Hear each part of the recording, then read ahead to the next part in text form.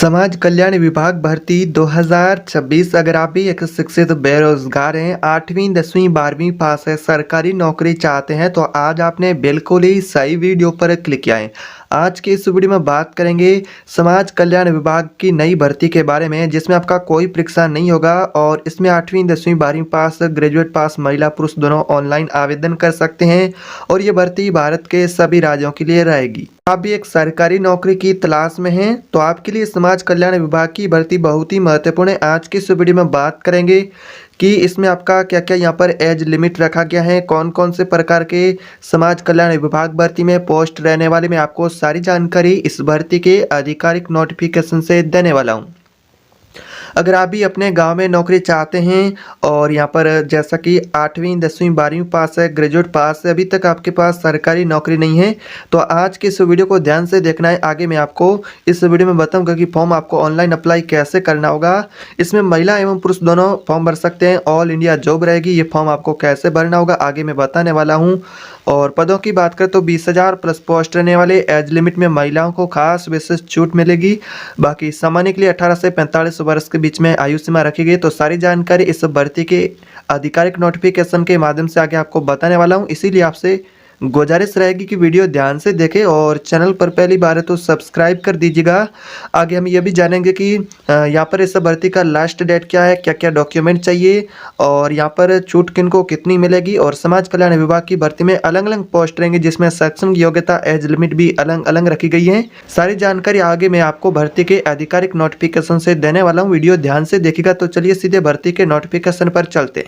तो यहाँ पर भाई और बहनों आप देख सकते हैं हमें यहाँ पर इस भर्ती के आधिकारिक नोटिफिकेशन पर आ चुके हैं। यहाँ पर आप देख सकते हैं समाज कल्याण विभाग की भर्ती में आपको कौन कौन से प्रकार से अलग अलग पोस्ट मिलेंगे देखने को, जैसा कि समाज कल्याण सहायिका पोस्ट हैं, कार्यालय सहायिका पोस्ट हैं, फील्ड वर्कर हैं, चपरासी सहायक और कर्मचारी हैं, जिसमें डाटा एंट्री ऑपरेटर का पोस्ट हुआ। तो इन प्रत्येक पोस्ट की शैक्षणिक योग्यता भी अलग अलग रखी गई है।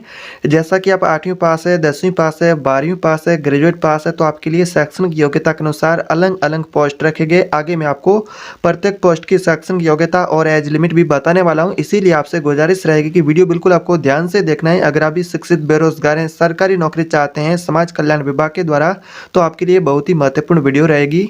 यहाँ पर इस भर्ती की सबसे बड़ी खास बात यह है कि इसमें आपका कोई परीक्षा नहीं होगा। यहाँ पर आप देख सकते हैं नोटिफिकेशन से किसी भी प्रकार का कोई परीक्षा नहीं होगा। यहाँ पर आप देख सकते हैं और मेरिट आधार पर आपका चयन होगा। 20,000 प्लस पोस्ट रहने वाले हैं और सबसे बड़ी खास बात यह है कि आपको जो नौकरी मिलेगी वो आपके ग्राम पंचायत या फिर आपके क्षेत्र में आपको नौकरी मिलेगी। अगर आप भी अपने क्षेत्र में सरकारी नौकरी चाहते हैं, चाहे महिला हैं चाहे पुरुष है, दोनों के लिए भर्ती रहेगी। ऑल इंडिया जॉब है। भारत के सभी राज्यों से इस भर्ती के अंदर फॉर्म भर सकते हैं महिला एवं पुरुष दोनों ही। अब यहाँ पर बात करते हैं आपकी शैक्षणिक योग्यता के बारे में। आपकी शैक्षणिक योग्यता क्या रखी गई है समाज कल्याण विभाग भर्ती में आवेदन करने के लिए, आपके पास क्या क्या शैक्षणिक योग्यता में होना चाहिए।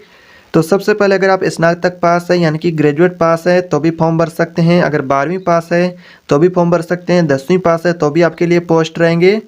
यहाँ पर बात करते हैं अगर 8वीं पास है तो भी आपके लिए जैसा कि सहायक और चपरासी की पोस्ट रहेंगे। बाकी आपकी शैक्षणिक योग्यता के अनुसार आप इसमें फॉर्म भर सकते हैं। जैसा कि 12वीं पास है तो उनके लिए अलग पोस्ट रहेंगे और ग्रेजुएट पास है उनके लिए अलग पोस्ट रहेंगे। तो इसमें 8वीं से लेकर के ग्रेजुएट वाले भी फॉर्म भर सकते हैं।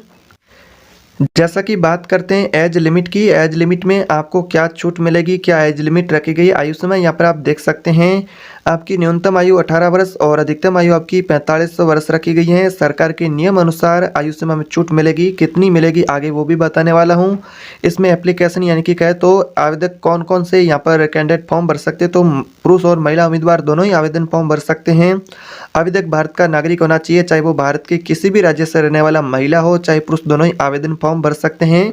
अब यहाँ पर बात करते हैं कि इसमें आपको एज लिमिट में कितनी छूट मिलेगी। समाज कल्याण विभाग भर्ती में जो आरक्षित श्रेणी से उम्मीदवार फॉर्म भरना चाहते हैं उनको कितनी छूट मिलेगी। यहाँ पर बात करें अगर आप SC ST OBC कैटेगरी से उम्मीदवार हैं तो फिर आपको छूट मिलेगी। दिव्यांग है उनको भी विशेष लाभ और आयु सीमा में छूट मिलेगी। इसके अलावा बात करें ग्रामीण क्षेत्र के उम्मीदवार है उनको भी यहाँ पर प्राथमिकता दी गई है। चाहे आप शहरी क्षेत्र से रहने वाले हैं चाहे ग्रामीण क्षेत्र से रहने वाले हैं, दोनों ही कैंडिडेट इस भर्ती के अंदर फॉर्म भर सकते हैं। जो candidate SC ST OBC category से होंगे उनको छूट भी मिलेगी। अब यहाँ पर बात करते हैं कि इस भर्ती में आपका सिलेक्शन प्रोसेस किस प्रकार से रखा गया है, चयन प्रक्रिया क्या देखने को मिलेगी। तो सबसे पहले यहाँ पर आप देख सकते हैं मेरिट लिस्ट, यानी कि जो मेरिट लिस्ट में चयनित उम्मीदवार होंगे, चाहे वो 8वीं 10वीं 12वीं या फिर ग्रेजुएट के अंकों के आधार पर, उस अंकों के आधार पर एक मेरिट सूची तैयार की जाएगी। उस सूची में जो सिलेक्ट उम्मीदवार होंगे उनके डॉक्यूमेंट की जांच की जाएगी। मेरिट लिस्ट में चयनित उम्मीदवारों के दस्तावेजों की जांच की जाएगी, उनकी सत्यापन किया जाएगा, फिर उनको यहाँ पर अंतिम चयन मिलेगा। तो इस प्रकार से आपको सिलेक्शन प्रोसेस इस भर्ती के अंदर देखने को मिलेगा। सिलेक्शन प्रोसेस बिल्कुल ही ईजी है, कोई परीक्षा आपकी नहीं होगी। अगर आप 8वीं पास है, 10वीं पास है, 12वीं पास है या फिर ग्रेजुएट पास, महिला पुरुष दोनों इस भर्ती के अंदर फॉर्म भर सकते हैं। ऑल इंडिया जॉब रहेगी, किसी भी राज्य से रहने वाले तो फॉर्म भर सकते हैं। अब यहाँ पर बात करते हैं कि आपको नौकरी कहाँ मिलेगी। अपने क्षेत्र में काम करने का आपको सुनहरा अवसर मिलेगा। जैसा कि आप जिस पंचायत से हैं, जिस गांव से है, तो आपको नज़दीकी क्षेत्र में पोस्टिंग मिलने की ज़्यादा संभावना है। जिला स्तर पर आपको पोस्टिंग मिल सकती है। इसके अलावा ब्लॉक या फिर पंचायत स्तर पर भी पोस्टिंग आपको मिल सकती है। आपके पंचायत या फिर गाँव के अंदर भी नौकरी मिल सकती हैं। बाकी जिला स्तर पर भी पोस्टिंग आपको मिल सकती है। तो इस प्रकार से इस भर्ती के अंदर आपका जॉब लोकेशन रहने वाला है। जो भाई बहन इसमें फॉर्म भरना चाहते हैं उनके लिए तो बहुत ही बड़ी खुशखबरी है। अब दोस्तों बात करते हैं कि अगर आप इस भर्ती के अंदर ऑनलाइन फॉर्म भरना चाहते हैं तो क्या क्या आपको डॉक्यूमेंट की आवश्यकता होगी। ऑफलाइन अगर आप इसमें बात करें तो आवेदन नहीं कर पाएंगे, ऑनलाइन आपको आवेदन फॉर्म भरना होगा। ऑनलाइन आवेदन करने के लिए कौन कौन से ऐसे महत्वपूर्ण डॉक्यूमेंट जो कि आपके पास होना चाहिए। तो आवेदन के लिए सबसे पहले आपके पास स्वयं का आधार कार्ड होना चाहिए। इसके अलावा शैक्षणिक प्रमाण पत्र में 8वीं 10वीं या फिर 12वीं या फिर ग्रेजुएट का मार्कशीट आपके पास, स्नातक का मार्कशीट या फिर अन्य कोई शैक्षणिक प्रमाण पत्र भी आपके पास है तो होना चाहिए। इसके अलावा अगर आप आरक्षित श्रेणी से हैं, जैसा कि ओबीसी, एससी, एसटी कैटेगरी से हैं, तो आपका जाति प्रमाण पत्र भी होना चाहिए। यानी कि जाति प्रमाण पत्र होना चाहिए, निवास प्रमाण पत्र होना चाहिए, पासपोर्ट साइज स्वयं की फ़ोटो भी होना चाहिए। ये महत्वपूर्ण डॉक्यूमेंट है जो कि आवेदन के लिए लगने वाले। तो बैंक पासबुक की कॉपी हैं, स्वयं के हस्ताक्षर के स्कैन कॉपी हैं। तो कुछ इस प्रकार से इंपॉर्टेंट डॉक्यूमेंट रहेंगे। उन डॉक्यूमेंट की फ़ोटोकॉपी आपको पहले से तैयार कर लेनी है ताकि आपको आवेदन करते समय किसी भी प्रकार की कोई दिक्कत न हो। तो आवेदन करने से पहले इन डॉक्यूमेंट को यहाँ पर संभाल के रख लेना है ताकि आपको आगे कोई परेशानी न हो। तो दोस्तों अब यहाँ पर बात करते हैं कि अगर आप इस भर्ती के अंदर ऑनलाइन आवेदन करना चाहते हैं तो आपको ऑनलाइन फॉर्म कैसे भरना होगा अपने मोबाइल फ़ोन से। तो ये घर बैठे भी आप अपने मोबाइल फ़ोन से इस भर्ती का फॉर्म भर सकते हैं। तो सबसे पहले आपको क्या करना है, आवेदन ऑनलाइन करने के लिए तो आपको अपने राज्य के समाज कल्याण विभाग की आधिकारिक वेबसाइट पर आपको सबसे पहले जाना है। आपका जो फर्स्ट स्टेप रहेगा वो अपने राज्य के समाज कल्याण विभाग की आधिकारिक वेबसाइट पर जाना है। वेबसाइट पर नया रिक्रूटमेंट या फिर वैकेंसी के सेक्शन पर आपको क्लिक करना है। फिर आपको भर्ती की अधिसूचना नोटिफिकेशन दिखेगा तो वहाँ से आपको नोटिफिकेशन को ध्यान से पढ़ना है। उसके बाद ऑनलाइन फॉर्म भरने के लिए आपको यहाँ पर रजिस्ट्रेशन कर लेना है। रजिस्ट्रेशन करने के बाद दोबारा लॉगिन करेंगे तो आपके सामने इस भर्ती का ऑनलाइन फॉर्म खुलेगा। उस ऑनलाइन फॉर्म को आपको भरना होगा जिसमें आपकी जानकारी है, एड्रेस वगैरह है, वो आपको भर देना है। फिर आवश्यक डॉक्यूमेंट की फ़ोटोकॉपी हैं वो भी आपको यहाँ पर अपलोड कर देनी है। फिर आवेदन का जो फीस है वो आपको दे देना है। फिर आपको फॉर्म दोबारा चेक करना है कि आपने जो फॉर्म भरा है वो बिल्कुल सही है। तो फिर आपको फॉर्म को यहाँ पर जमा करने के लिए यानी कि आपको सबमिट का बटन दिखेगा, इस प्रकार से उस सबमिट के बटन पर आपको क्लिक कर देना है। तो इस प्रकार से आप इस भर्ती का ऑनलाइन फॉर्म भरना चाहते हैं अपने मोबाइल फ़ोन से घर बैठे तो भी भर सकते हैं। बिल्कुल ही ईजी प्रोसेस है।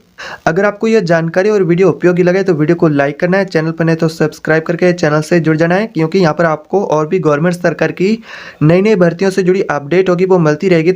यह जानकारी केवल सूचना के उद्देश्य से प्रदान की गई। आवेदन करने से पहले हमेशा आपको समाज कल्याण विभाग की आधिकारिक वेबसाइट पर जारी की गई नोटिफिकेशन को ध्यान से पढ़ना है और उसके बाद आपको फॉर्म भरना है। तो कोई भी वैकेंसी हो उसके आधिकारिक नोटिफिकेशन की अवश्य पुष्टि करनी है और उसके बाद आपको फॉर्म भरना है।